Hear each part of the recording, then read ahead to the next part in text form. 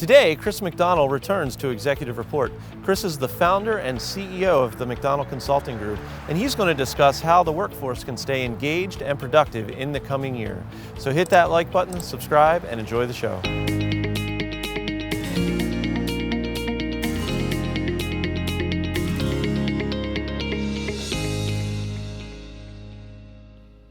Hello, everyone. Welcome to Executive Report. Today, we are welcoming back the CEO of McDonell Consulting, Chris McDonell. And today, we're going to be talking about just how business has changed since COVID through 2020, 2021, now 2022, and then what to expect moving on into 2023, and how can we prepare ourselves on any changes we may see in leadership, sales, or any other roles in a organizational fashion. But before I get started, let me read a quick bio and remind you of Chris's expertise. So Chris McDonell is the president and CEO of McDonell Consulting Group, an authorized licensee of Sandler Training. Chris started McDonell Consulting in 2008 after working his way up the corporate ladder to executive leadership at various Fortune 500 corporations for over 20 years. His background in sales, sales management, corporate training, and executive leadership roles made starting his own consulting company under the Sandler brand a natural fit. He brings firsthand experience to his training, coaching clients, which gives him a greater depth of understanding for the challenges that they might be facing today. So, Chris, welcome back to Executive Report. Thanks so much, Steve. It's great to be here. I'm glad to hear it. Someone else said it was terrible. No, I'm just kidding. So, today's topic is really about the evolution of business. We talked about this when we went into COVID and how things might change. Here we are on the other side of COVID. There's all these other issues now stemming with, potentially economic turmoil, inflation. There was resignation for a long time. So it's just been a really hectic couple of years. So I'm curious, what is your perspective of how organizations have evolved, pivoted, changed, and how the landscape has changed over these last 3 years? That's a great question. Obviously, Steve, with a lot of moving parts in and around it. And I think at a high level, because obviously when COVID hit, that was that, okay, what now? Yeah. We all know that. And we're still faced with that. And when you think about it, I think that is it the underlying current out there that people are thinking, is this going to happen again this winter, right? Oh, that's true too. People are, this going to happen. But the thing is, with businesses, whether they're small, medium, or large, it's easy to start to believe, and we start to become what we think about. So if we think that a recession's coming, and we're only basing that based on what we hear in the media or what's out there, then some businesses might start to prematurely make decisions either too soon or not for the right reasons, or maybe for other reasons, without taking that close look at their own business. I see. And it's easy to have a knee-jerk reaction. And so really over the last 3 years, companies of all sizes face so many things. The obvious things are return to work, and I think companies are still going through that now to some degree. We have some clients that are, because they've been a decentralized operation, they've changed from brick and mortar, they're going back to brick and mortar. It's all over the place. Yeah. So I think whether it's the R word recession, whether it's the I word inflation, all these things kind of go together. I think at times the most successful businesses, this is an obvious statement, aren't going to ignore all those things, but they're going to focus on their team. They're going to focus on what they can do better than anybody else, making sure their team is completely up to date, making sure they're communicating with their team. And I think that's something we'll dive deeper into as we go. But it's really what can you control, and really forgetting about what you cannot control. Yeah. Do you think 2022 is the year when people can realistically get back into strategic planning? Oh, yeah. I feel like the last few years, it's all been reactionary. But it does seem like a sense of normalcy is coming again. And strategic planning, understanding that things might actually work out the way you anticipate, is something that leaders are starting to feel comfortable about again. Yeah. And when you think about strategic planning, leaders have to look at it from a standpoint of who's involved in that, right? Mm-hmm. And there's a saying out there, no one of us is as smart as all of us.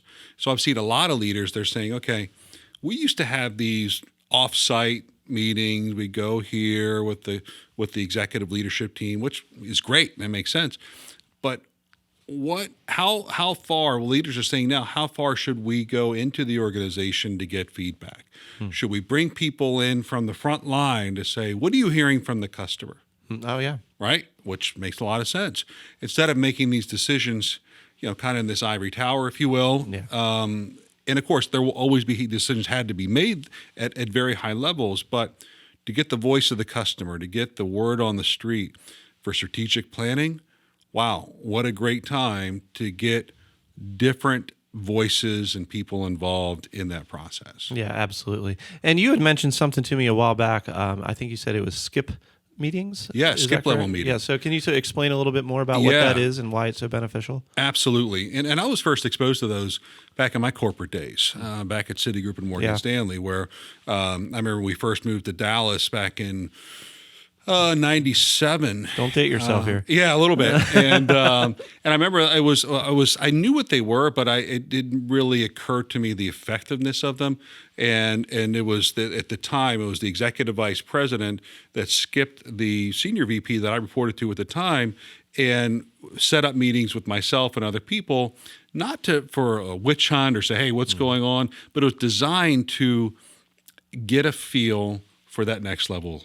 So we all did those skip, like we would skip that next level and go to the next level down to have meetings.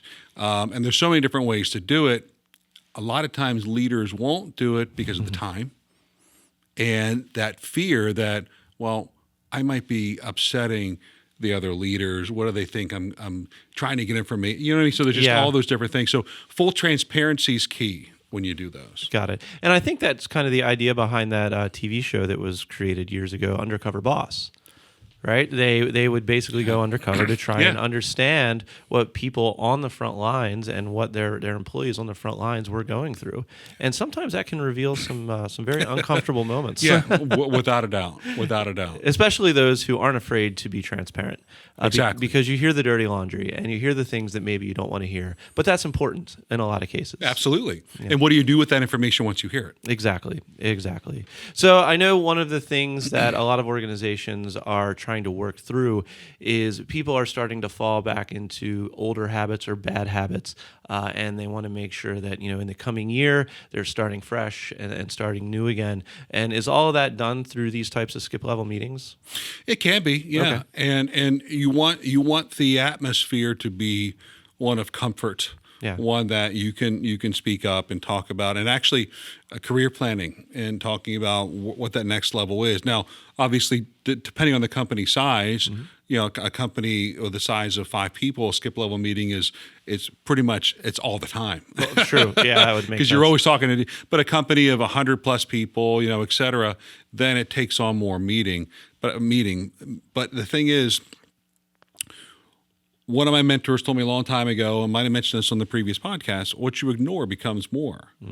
And sometimes we might hear something like, well, that'll probably go away, or I'll make a decision about that later. Well, we get in this decision malaise and decisions aren't made, or we ignore something thinking hopefully that just goes away. I don't think anyone, especially when it comes to strategic planning and where we're going, what you ignore becomes a brutal reality. That is true. Yeah. That is true. And I think ultimately what we're talking about here is alignment, right? Yes. Making sure that from top to bottom, the company is aligned in pretty much every way. And I think, and that can be hard. I mean, you think about it, the way the companies were able to get to alignment years ago might be different now, right? And you think, obviously, going back to when COVID hit and the everything was done virtually, there's a lot more companies now are saying, okay, this January we are having a major alignment meeting. Great, right? Makes total sense. Let's have this alignment meeting. But then what has to happen, you can't just not, and I'm exaggerating here a bit, but you can't just not worry about alignment the rest of the year.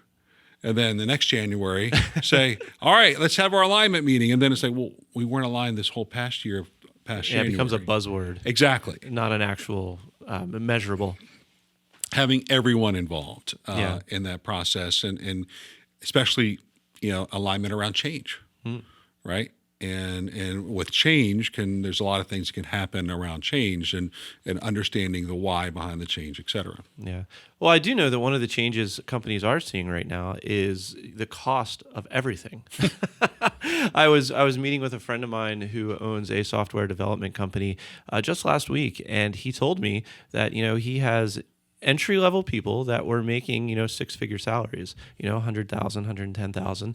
And, he's a small business, and companies like Google come in and they double that amount. They'll say, okay, we'll pay the same entry-level person 200,000, 250,000. And as a small business, you can't compete with that. No. So change is definitely happening in every area of business. And how do you coach people through those kinds of situations where sometimes there's just nothing you can do about it? That is such a good question. And it happens a lot. Matter of fact, I've seen it and experienced that with various clients and relationships over the last several months quite a bit. It ranges from, okay, the grass is greener, or at least it looks greener. And, and there's been offers, to your point, that have been double or more that I've seen people have been exposed to. In some ways, is how real is that, right? Is it temporary? It's almost like I hate to compare it to the housing market, but I mean, the housing market goes up, and then all of a sudden it starts to go down. That's kind of reality now. What's the real value of that job? Yeah. What's the real value of what they're doing? And is it true? How long can that be sustained at that other organization? So a lot of moving parts, a lot of variables. Some people have left companies specifically because of their remote work policy. Fair enough. I've seen that, and they've left. They've left because this company has this remote policy. I've seen situations just like that when people have left for that, but then a month later, the company they went to, guess what? They changed the remote policy back to come to work, just like the place they were at. Ah, I see. Because it's not, is that a total reason to leave? It might be, but just know that it will change. It'll change. That's one thing that happens. Change always happens. So yeah, what are your core values? Do your core values line up with that job? And can you? It's so much more to it. Yeah. And I think it's frustrating for both the employees and the leadership teams because there's frustrations on both sides. The leadership team knows that Google's not going to sustain that $250,000 salary. And if things do get tight, that person that's making that amount, which is very overpaid for that position, they're going to be the first ones to get cut. Yeah. Right. So the leadership team gets frustrated because they're losing an employee knowing that that's probably going to happen. And at the same time, the employees get frustrated because they might be losing something that potentially they think they should have or could have. So I think there's got to be a lot of open communication because there's empathy on both sides and each side needs to really understand one another's. You bring up an excellent point there because with that open communication, people have to feel comfortable. For example, if I'm talking to you, if you say something to me that I just don't like, we're at work, you say something I don't like, and I look at you and I say, okay, Steve, that makes sense. I'm good. What am I really saying? I know what you're saying. I've known you for a long time, so I really know what you're saying. I mean, that means I don't like it. But if that leader looks at that person and says, okay, so we're good. Oh yeah, we're good. And if they take that to be, well, then we're good. Yeah. Well, there's much more to it than the words. Absolutely. Think about the tonality, the body language. That person's not good. They just don't feel comfortable telling that other person they're not good. Yeah. So that leader has to say, I get the sense that there might be something else. Can we talk about that? And more of those conversations have to happen. I agree. And by the way, that's not just true for business. That's a great tip for marriage for anyone out there that's married. Relationships everywhere. Yeah, relationships in general, that's a great tip. Notice I'm wearing my ring. Absolutely. So that being said, are there exercises or things that business leaders can do to try and do that in an open environment to try and perfect that process? Well, I think, because it's not easy. It's not. I mean, I think really the hallmark and the whole thing of emotional intelligence, and you can read so many books on emotional intelligence. There's two things. There's one, extreme self-awareness, and then the other thing is self-regulation. Right now, it's really when a leader or someone has high self-awareness, they might say, "Yeah, well, they know I just can't do that. That's just not me." Come on, they have to know. I'm very self-aware. That's not me. Well, that's self-regulation on steroids. Oh, I'm sorry, self-awareness on steroid, which is okay. But without that self-regulation to say, okay, that's me, but what can I do to change that? What can I do to change my behavior, to adjust myself with that particular person so I can relate to that person and get my message across? Or, I mean, we all walk the same hallways, but our realities are different, right? true. So for leaders, the exercise is to really understand the person I'm dealing with here. We kind of manage in mass sometimes. When I say any leader, we can manage in mass and realize and try to treat everyone the same way. That might work for certain things, but to really get to the core, you have to adjust your style to that other person, and that's not easy. No, it's not. And you have to want to do it too. Correct. I'm curious, how many people do you think are out there that don't want to change? A lot. I mean, for various reasons. I mean, and it might have worked for them for so long. You know, it's not an accusation. It's a reality that, you know, you think about a business that has worked for so long for whatever reason, but what got us here, what got that business here, may not get them there. That's true. So it's a necessity to change. How are we going to market? What type of people do we need to bring in? What we've always done in the past may not be the best way going forward. So how can I really understand that Yeah. as a leader? You know, I know we're running a little bit on time, or a little late on time. So I just have one final question, and that is, if you were coaching someone to help try and create goals and expectations for this upcoming year, how would you coach them? What would you ask them to really reflect internally? Well, a number of things. I think one of the first things is, I mean, there's personal goals and business goals, and a lot of times it's focus particularly on business goals. So, which is great, but do you ask yourself, do you live to work or do you work to live, right? And everyone can answer that question differently. And it's kind of it's a pretty in-depth question when you really think about it. So as far as setting goals, what are the different things that you want to set personally? Like personal goals, things that will only matter truly to you, then family goals, and then health goals, career goals. It could be spiritual goals, could be financial goals, but really breaking those down to the different categories, and then think short-term and long-term, right? What are my short-term goals? What do I want to make sure that I do in the next 6 months? Okay. What do I want to do in the next 12 months? So I think, I mean, it's such a great question, Steve, is that more and more business leaders need to be connecting to their team. And, you know, in some cases, it's going to be through various levels in the organization, because companies have goals. I mean, companies are going to have profit goals, growth goals. And so everyone that works for that company in one way or the other should have goals of some sort. Yeah. You know, versus, well, at least I showed up today. You know, Absolutely. that type of thing. And it takes vulnerability and awareness. It just, most people don't set goals there's a lot of reasons. One, it's kind of safer in their own mind, because what if I set goals too high and I fail? Well, Yeah. then I'm gonna, you know what I mean? Yeah, if you don't set a goal, you can't fail, right? That's a good point. People have said, as long as I'm 6 feet above dirt, I'm not worried. Well, then it's very reactionary. Yeah. But it's a very sensitive and very, very important topic. Yeah, got it. So it's interesting you talk about personal and business. Someone I know quite well, named Michael Port, I believe the saying is that he coined is business problems are usually personal problems in disguise. And I think that's very powerful.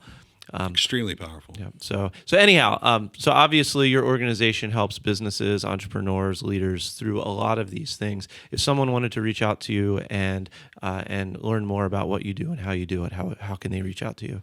Well, several ways. One, they can look at our website, mcdonell.sandler.com. You can look us up on LinkedIn and reach out. Carrier pigeon, Carrier smoke signals. Yeah, whatever. But for us, Steve, to your point, it's a quick discovery call. Sometimes it's just could be a 15-minute, could be a 30-minute where we'd ask each other questions. determine if there's a fit to explore further. If there is, great. If not, that's okay. And it's just really that getting to know each other and discovery and asking a lot of questions. Fantastic. Well, everyone out there, make sure you hit the like and subscribe button, and please feel free to share this video as well. And Chris, we really appreciate you coming back, and hopefully we'll see you again soon. Likewise. Thanks for having me, Steve.